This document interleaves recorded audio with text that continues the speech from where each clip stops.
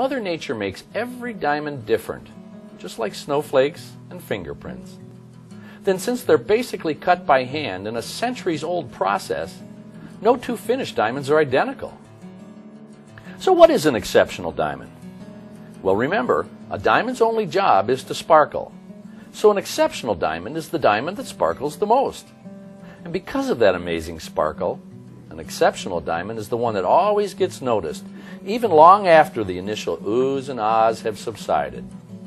Remember, all diamonds sparkle, but not to the same degree. Ordinary diamonds seem to lose their magic all too quickly, but an exceptional diamond will be a source of joy and pride forever. If that sounds like the kind of diamond you want, you're probably wondering, how do I find one like that?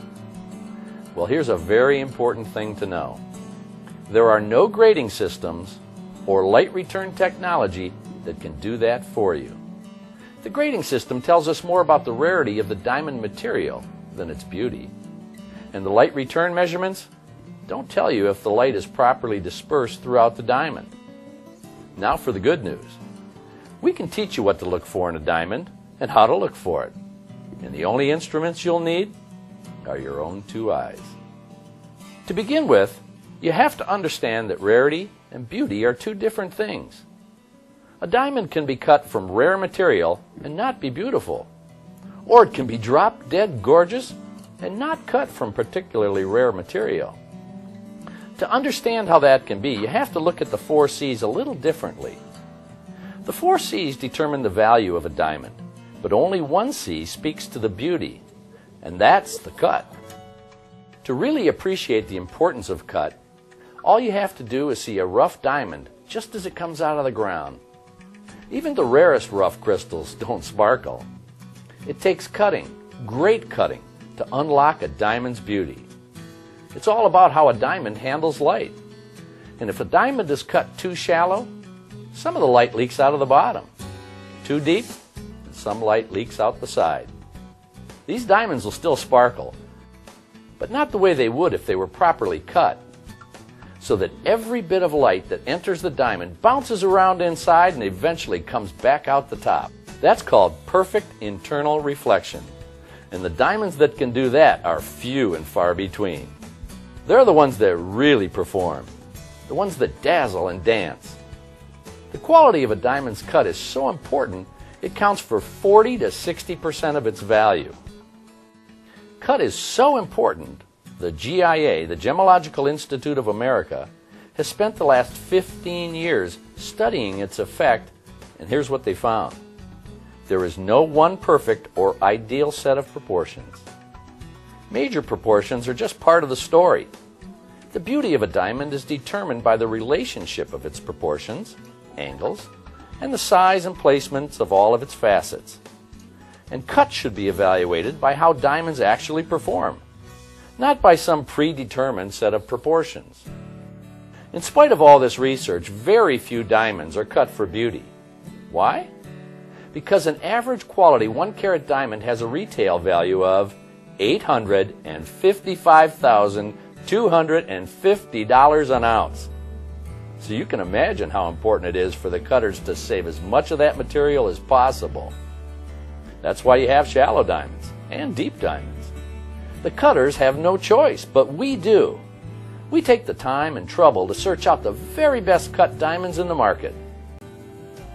So how can you tell if your diamond is beautifully cut?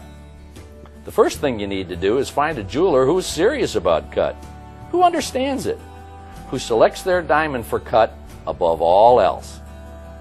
Then take your time looking at diamonds.